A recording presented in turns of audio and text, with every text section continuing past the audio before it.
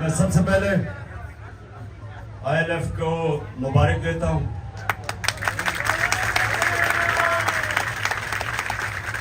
जिस तरह आपने सुप्रीम कोर्ट और उसके अलावा भी जो प्रोटेस्ट हुई रूल ऑफ लॉ के लिए, जिस तरह आपने उसके लिए शिरकत की, तो मैं आपको मुबारक देता हूं, क्योंकि आप एक मूवमेंट का हिस्सा हो।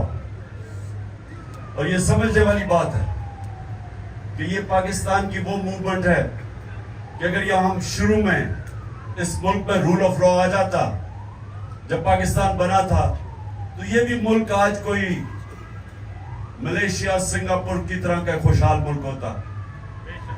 जो भी शदाब ने बात की कि सिर्फ एक वजह के पाकिस्तान ऊपर नहीं आ सका अब तक, क्योंकि अल्लाह ने जो ये जमीन है हर किस्म की नेमतें बख्शी है इस पर। मैं जो 3.5 साल प्राइम मिनिस्टर रहा, मुझे तब अंदाजा होना शुरू हुआ कि अल्लाह ने इस मुल्क में कितनी नेमतें बख्शी। उससे पहले मुझे भी नहीं अंदाजा था कि यहां किसी चीज की अल्लाह ने कभी नहीं छोड़ी। लेकिन जब एक मुल्क पे इंसाफ नहीं होता, तो वो हजरत अली का कौल है कि कुफर का निजाम चल जाएगा, लेकिन ना इंसाफी और जुल्म का निजाम नहीं चल सकता। जो मुल्क खुशहाल है दुनिया में, जो भी आप दुनिया में जाके देख लें, जिधर खुशहाली है वहां रूल ऑफ लॉ है। मैं ये लोगों को बार बार एक मिसाल देता हूं कि रूल ऑफ लॉ इंडेक्स के अंदर डेनमार्क नंबर 1 है और पाकिस्तान 129 पे 140 मुल्कों में से। डेनमार्क की औसत आमदनी पर कैपिटा इनकम $68,600 है, पाकिस्तान की $1,600 है। और अगर डेनमार्क के मसाइल और पाकिस्तान के मसाइल देखे तो कोई मुकाबला ही नहीं है। यहां हर कुछ है, 12 तो मौसम है पाकिस्तान में, और उसके अलावा जो जरखेज तरीन जमीन है। यानी हमने क्यों नहीं आज पाकिस्तान की 1 करोड़ लोग बाहर नौकरियां कर रहे हैं, क्यों कर रहे हैं? क्या वजह कि पाकिस्तान में हमारा बेस्ट टैलेंट नहीं है? क्योंकि मेरिट सिस्टम ही नहीं है। रूल ऑफ लॉ का एक जो शाख होती है वो मेरिट होती है। तो जब मेरिट ही ना हो माशरे में, तो उस माशरे के अंदर तो कोई प्रोग्रेस का चांस ही नहीं है। न्यूजीलैंड 50 लाख आबादी है, तकरीबन 50 लाख आबादी है। पाकिस्तान की 23 करोड़ आबादी है। न्यूजीलैंड की जो क्रिकेट टीम है अभी आ रही है पाकिस्तान, 50 लाख की टीम पाकिस्तान का मुकाबला कर सकती है, हिंदुस्तान का मुकाबला कर लेती है। क्यों? क्योंकि उनका बेहतरीन मेरिट सिस्टम है जो टैलेंट ऊपर ले आता है। मुल्क वो आगे जाता है जिसका टैलेंट ऊपर आता है। तो जब एक मुल्क के अंदर एक सिस्टम टैलेंट को ऊपर ही नहीं आने देता, तो बेस्ट टैलेंट मुल्क से बाहर है। आज आप हैरान होंगे कि किस तरह के क्वालिटी के पाकिस्तानी आज पाकिस्तान से बाहर बैठे हुए हर फील्ड में। सिर्फ जो 10, आप ये सोचें कि 10 जो टॉप अमेरिका में पाकिस्तानी अमेरिकन बिजनेसमैन है, जो 10, हम IMF से $6 अरब के पीछे घुटनों के ऊपर उनके सामने भीख मांग रहे हैं। $6 अरब के पीछे 10 पाकिस्तानियों का $25 अरब वेल्थ है, वर्थ है $25 अरब। जो 16,000 पाकिस्तानी डॉक्टर है अमेरिका में, उनकी वर्थ, नेट वर्थ $200 अरब है। हमारे सिर्फ जो 20,000 पाकिस्तानियों ने जिन्होंने प्रॉपर्टी ली हुई है दुबई में, 20,000 पाकिस्तानियों ने $10.4 अरब की प्रॉपर्टी ली हुई। तो मुल्क गरीब है, पाकिस्तानी अमीर है, और उसकी वजह सिर्फ यह कि यहाँ रूल ऑफ लॉ नहीं। ताकतवर तबका कानून से ऊपर है, बाकी लोगों को इंसाफ नहीं मिलता। जो ताकतवर है वो कत्ल करके भी बच जाता है। जिन्होंने मेरे पे गोलियां चलाई, मैं FIR नहीं उनकी कटवा सका, एक्स प्राइम मिनिस्टर। और फिर जो JIT बनी, हम पंजाब की गवर्नमेंट में हैं, हमारी गवर्नमेंट थी तब पंजाब में, हमारी पुलिस थी। जेआईटी हम पंजाब के अंदर अपनी गवर्नमेंट में होते हुए हम सही माने में हमें उन्होंने तफ्तीश करने नहीं दी। उन्होंने सबटाज कर दिया, जो रिकॉर्ड था जेआईटी का वो सबटाज किया। तो अगर मेरे से ये हो सकता है, सोचे आम आदमियों से क्या होता होगा। जो आम हमारा आदमी है वो जकड़ा हुआ है थाना कचहरी पटवारी की पॉलिटिक्स पे, देहात में। वही जाता है इंग्लैंड अमेरिका जाता है, यूरोप जाता है। वो क्यों ऊपर चला जाता है? क्योंकि वहां कोई कब्जा ग्रुप नहीं है, रूल ऑफ लॉ है। वहां कोई ताकतवर कमजोर की जमीन पे कब्जा नहीं करता, क्योंकि कब्जा ग्रुप तो कमजोर की जमीन पे करता है। लेकिन वहां कमजोर को तहफ्फुज है, कानून है वहां। जब हजरत अबू बकर, हजरत उमर और जब हजरत अली खलीफा बने, सब ने पहली स्टेटमेंट दी कि हम ताकतवर और कमजोर को कानून में एक बराबर रखेंगे, ताकतवर को कानून के नीचे लेके आएंगे, इंसाफ कायम करेंगे। पहली मिशन स्टेटमेंट्स थी उनकी, और इसलिए मुसलमान आजाद हो गए। और वो आजाद लोगों ने एक अजीम दुनिया की सुपर पावर बन गए। तो हमारे सामने तो रुकावट ही है कि एस्टैब्लिशमेंट है वो कानून के ऊपर है। ये तो जो पार्टीज है ये चोरी करके एनआरओ ले लेती है। कभी सुना आज तक किसी यूरोप अमेरिकन किसी सिस्टम में किसी को एनआरओ मिला? आप पब्लिक का पैसा चोरी करें, कोई दुनिया का मुहज्जब माशरा आपको माफ नहीं करेगा। प्राइवेट चोरी माफ कर देगा, पब्लिक का पैसा कभी माफ नहीं करेगा। या पहले एनआरओ ले गए 2008 में, और आप फिर एनआरओ ले गए। एनआरओ का मतलब ये कि जो मेरे नबी सल्लल्लाहु अलैहि वसल्लम ने 1500 साल पहले तकरीबन कहा था कि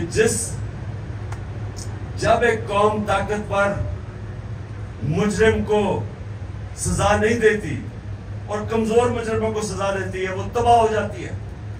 तो यही तो एनआरओ है।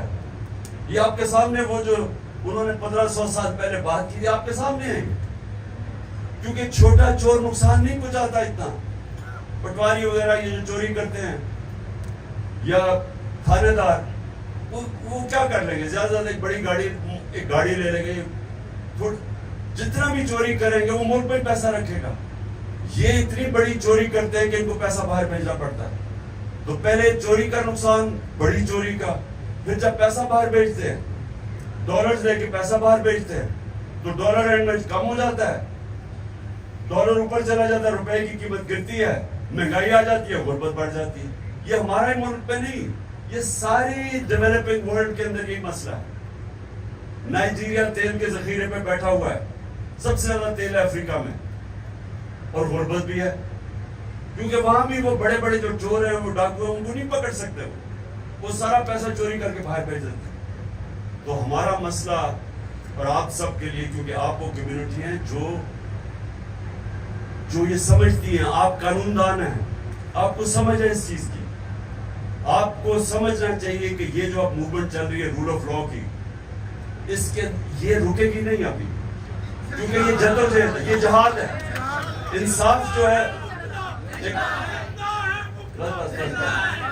अभी आपने और जिंदा होना है इंशाअल्लाह, इससे ज्यादा मैं आपको सुना सकूं।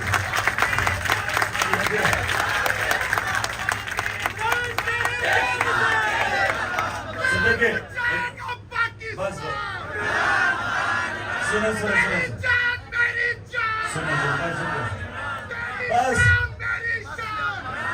सुनो मेरी बात। अभी सारी एनर्जी यही ना खत्म कर दे, रोजे में वैसे कम होगी, चोर में जाके कर देंगे। अभी मेरी बात सुन ले, आगे अभी आपके इम्तिहान है, क्योंकि इस वक्त एक बड़ा तगड़ा माफिया इस मुल्क में कानून की हुक्मरानी नहीं आने दे रहा। इन्होंने पूरी कोशिश करनी है, ये जो भी 90 दिन के अंदर जो सुप्रीम कोर्ट, और हम दाद देते हैं आज सुप्रीम कोर्ट को और चीफ जस्टिस को,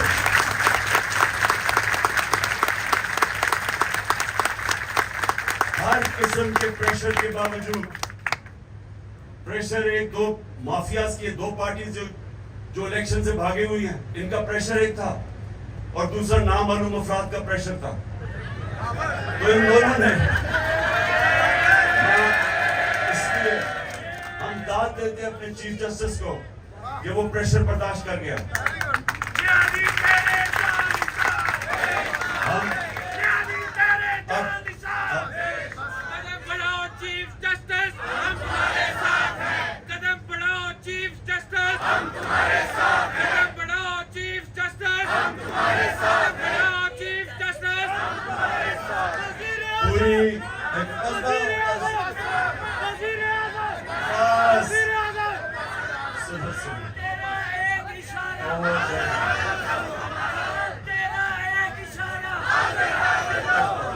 बस सुने, मैं जरा आखिरी दो बातें आपके सामने कर दूं। सुनने मेरी बात। इस वक्त इन्होंने पूरी कोशिश करनी है अभी भी इलेक्शन ना करने की, ये पूरी कोशिश करेंगे। तो इसलिए आप सबको तैयारी करनी चाहिए।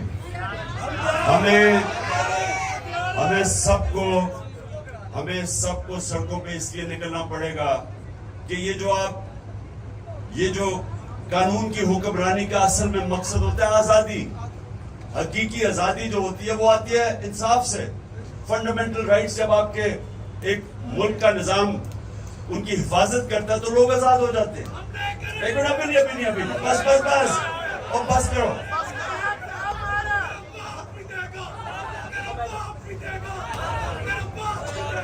देखो, नारों से आजादी नहीं मिलती।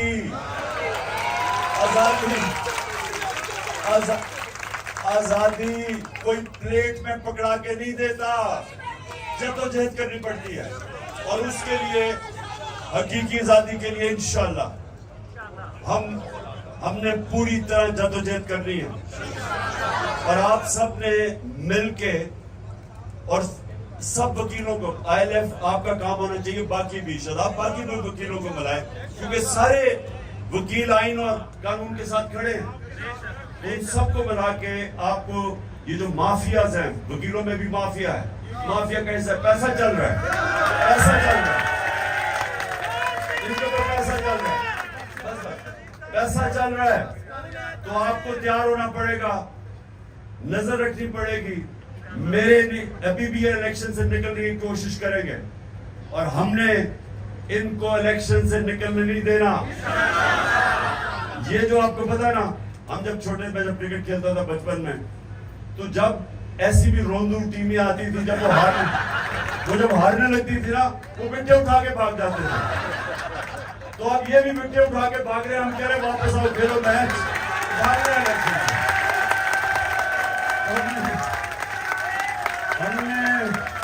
हमने इन रोंदुओं को भागने नहीं देना, इलेक्शन करवा रहे हैं।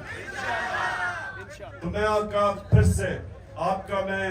आपको मैं खराज तहसीन पेश करता हूं, जिस तरह सुप्रीम कोर्ट के बाहर निकले और चीफ जस्टिस के साथ खड़े हुए, सबको मैं आज खराज तहसीन पेश करता हूं। और प्लीज आप सब तैयार रहें। मैं आपको शादाब हसन के थ्रू आपको बताता रहूंगा, क्योंकि इन्होंने अभी ये डर्टी हैरी वगैरह ने प्लान किया हुआ कि हमारे अभी आज अली ज़ैदी को पकड़ लिया, उससे पहले वकास समझद हमारे सोशल मीडिया के लड़कों को पकड़ लिया, अली अमीन को गंडापुर को पकड़ लिया। तो हमने सबने तैयार रहना। उससे पहले मेरा जो सिक्योरिटी इंचार्ज था इफ्तिखार गुमन, उसको पकड़ लिया। उससे पहले मेरा उसको उठा के ले गए, जो मेरा बनी गाला में वो घर देखता था, उसको उठा के ले गए। खलसामे को उठा के ले गए, अजहर मशवानी को 7 दिन के लिए गायब कर दिया। तो ये जो इस मुल्क के अंदर जंगल का कानून है, इसके खिलाफ हमने सबने जहाद करनी है। ये जंगल का कानून है, जब चाहे जिसे पकड़ ले और जो मर्जी किसी से कर ले, उनको डर ना हो, कानून का कोई इनको फिक्र ना हो, क्योंकि कानून से ऊपर बैठे हुए हैं। तो ये है हमारी जंग, और इंशाल्लाह आप सबने मेरे साथ मिलकर इंशाल्लाह हम कामयाब होंगे।